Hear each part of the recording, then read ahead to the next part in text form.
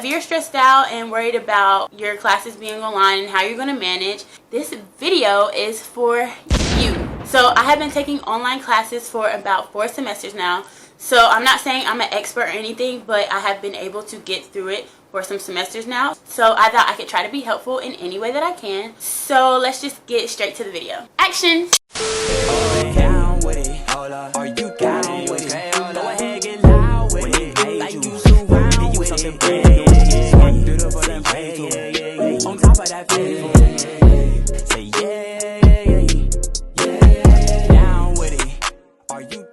Hey Royals, it's your girl Queen Natural back with another video. If you are new to my channel, go ahead and hit that red subscribe button below and you will officially become a royal. Now, to all my loyal royals that are back, I hope all is good, like it should, could, would you get started? Yes, I am. As many of you already know, due to the coronavirus, the Rona, Roro, whatever you're calling it, face-to-face college classes have been moved online. So for many college students, this is a very stressful time. It's a very stressful transition for them, especially if you haven't had online classes before. So I thought this would be a great time to make a video and talk to you guys about some tips and tricks that I use having online classes. So the first topic that I want to kind of speak on is time management and organization. These two things, the reason I put them in the same category is because they go hand in hand. When you have organization, you are able to manage your time wisely. Straight like that. So the first thing that I'm going to say about time management and organization is the supplies that you have. Think about the supplies that you already have from your face-to-face classes. One thing that you should already have is a planner and a notebook. If you don't already have those things and you can get those things, please go and get it because it will make your online classes a bit easier. But if you aren't able to get those things because you're already quarantined or something, or like the stores are out of them or something like that, then you can use Google Calendar for your planner and you can use Google Drive for your notebook. Even if you do have a notebook, I would suggest using Google Drive anyway, just because it keeps you organized and stuff like that. But the first thing that you want to do is read through your course changes. You need to read through it thoroughly because you need to be informed on what is going to be going on in the class for the rest of the semester and what things are changing, whether it be assignments, due dates, things like that.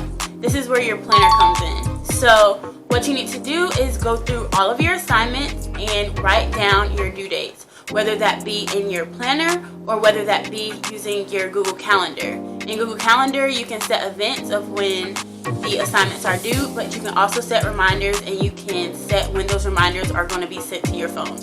And if you have colored pens or highlighters and stuff and you're writing it in your planner, you should use those to color coordinate your class just to make it more organized.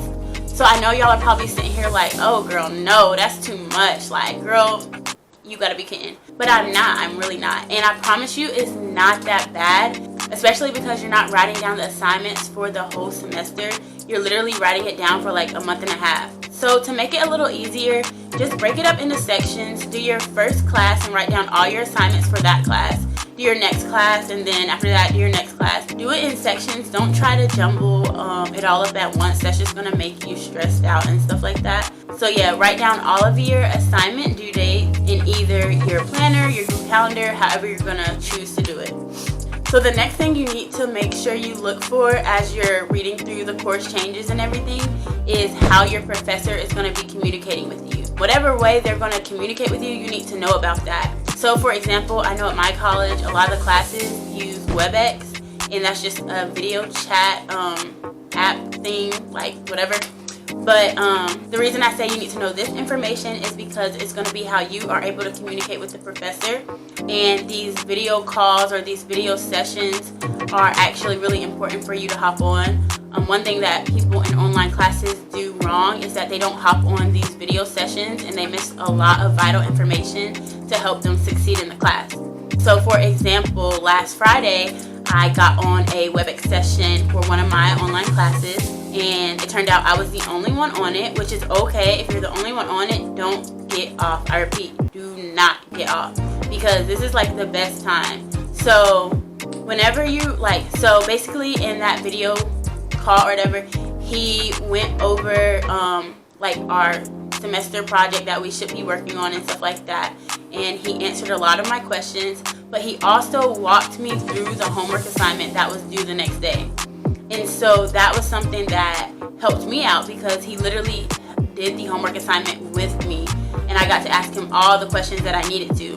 And even though like I was the only one, you can still do this. You can still do this whenever it's like a whole bunch of people on there and stuff like that. I think these video sessions with your professor is more of like what you make it. So that will be really helpful for you during your transition into your online course. So the next thing I want to talk about is you planning out your time to do your work, your homework, and like study and things like that. As you're transitioning into your online courses, especially with everybody being like quarantined and stuff and not really able to go a lot of places, you're just gonna want to kind of like chill and not really do much. And that's fine. Like, I'm not saying you can't do that, but you still have to be productive, because at the end of the day, you are still a college student. So I do have a few tips for planning out your time to do work and to study and things like that. For most of you, you're having your online classes because they canceled face-to-face classes. So one of the things that I thought of that I think a lot of you would benefit from is to set your studying and your homework time as the time that the class actually was. So for example, let's say you had a math class Mondays, Wednesdays, and Fridays from 2 to 3:15. You would have your time to work on homework and study for that class in particular during those days at that time. You want to try to get done as much as you can, but as you're doing homework and as you're studying during that time period that you've set out, make sure you are taking breaks. This is really important so that you're being productive when you are working. Make sure you have a water nearby, stuff like that, just stuff that will keep you up and attentive. So that's one way to set time aside for studying and homework and stuff like that. Another way is just to pick a regular time period of the day, depending on, yourself. If you're an early riser, and you want to do an 8 to 10 homework thing, do that. But make sure you are setting out time for all of your classes. These are just kind of like suggestions to get your mind kind of thinking like, oh, I can do this or I can do that. So yeah, make sure you're picking times throughout the week where you can just do school stuff. And make sure during those times you really are being productive, because whenever you're doing assignments and stuff like that, you always want to beat the deadline. And that's one thing that will really help you get through these online classes, is doing your work ahead of time so that you're not stressing to meet deadlines. Before you even start studying and stuff like that, you need to claim a workspace. So I would not recommend doing your homework or studying in your bedroom, because it is very easy for you to hop back in that bed, get comfortable, start, shimmying back, laying down and stuff like that. You falling asleep, you turn on the TV. It's just too many distractions in your bedroom, and it's too many temptations. The last thing that I want to say in this time management and organization section is that you need to check your email frequently so you can stay up to date to any changes or anything that the professor is making for the class. So finally, we are at studying. I know you're like, girl, shut up. And I'm like, no.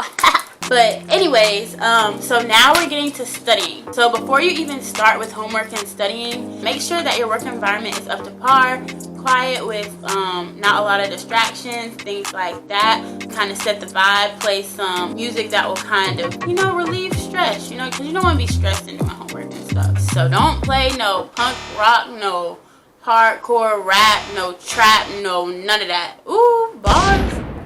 But nah, don't play anything that will like distract you too much and have you listening too much to the music, because you're really there to study and focus on your schoolwork, not to have a concert. So just remember that if you are going to be playing music while you're studying and stuff like that.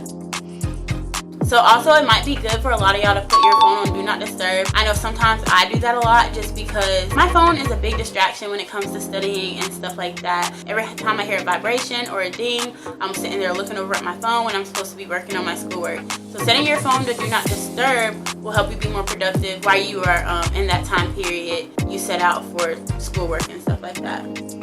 Work is me in that work. But yeah, now it's time for you to do your work. As far as doing your work goes, make sure you're asking questions. If you are struggling with some of the coursework and stuff like that, don't be afraid to ask your professor for help or ask them questions about things that you're struggling with. Having an open communication with your professor, even though it is an online class, will help you get through this course. Then also reward yourself, because if you're doing a good job, you deserve a reward, whether that be, oh, you get to watch a Netflix series tonight, like, oh, you get to do this after you're done with your study time. Like, reward yourself with things that you know that you like, whether that's self-care time, which you should be doing that anyway, but just think of ways that you can reward yourself for actually doing a good job and holding yourself accountable. So the last thing I want to talk about is different tools that you can use while taking online classes. So you got to remember the internet is at your fingertips. You got this whole world wide web at your fingertips. Got him! Got him! So use it to your advantage, if you know what I mean. No, I'm just I'm low-key not just playing. But anyways, so some tools that I found very useful for me while I'm taking online classes. The first one is Quizlet, and if you don't know what that is, these have a bunch of like flashcards and things like that. They also have quiz answers on there, definitions, a bunch of different things, so you should definitely check it out. The next thing is if you have any math courses or anything like that, Mathway is a good website to use. It helps you do different math problems in like this online calculator. And let's say you have a problem that has like a lot of numbers and stuff, and you mess up a number, you can literally go back to the problem that you typed in and copy and paste it from the online calculator and put it in again and just change that one number. So instead of using your phone, or instead of using like a regular calculator where you have to type in all those numbers again, like it's right there and it saves all the work that you did. So if you need to go back and look at how you solved the problem or something like that, it's there. So yeah, Mathway is a very good tool to use. So the next two tools I'm going to talk about are tools that you do have to pay for, but seeing that it's only like a month and a half left, you'll only be paying like 1 month. So I don't think that's bad. I think it would be like $14 or something like that. And these tools like literally will give you all the sauce you need to pass your online course. So the first one that I want to talk about is Chegg. This is a website where most questions and most homeworks are on there. Literally. That's literally like all I have to say about it. Like, this is Chegg.com. I don't really know exactly how much their subscription is, but I promise you if you buy it, it will be 100% worth it. So yeah, that's all I'm going to talk about today. So if you made it this far, congrats. I hope all is good, like it should, could, hould, would. You wrap it up. Yes, I am. So thank you so much for watching. Hope you all were able to benefit from this video. If y'all want a part 2, then just let me know in the comments or DM me on my Instagram, which is @_JasmineMonet, and I will get back to you. Or if you just have any questions that like about online classes, if you have a specific question that you want me to answer, then just put it in the comments or DM me and I will answer it. So yeah, please remember to like, subscribe, comment, and share. Remember to be you, stay beautiful, and I will see you next week. Cut. Down with it, or you down with it. Go ahead, get loud with it. Like you surround with it. On top of that,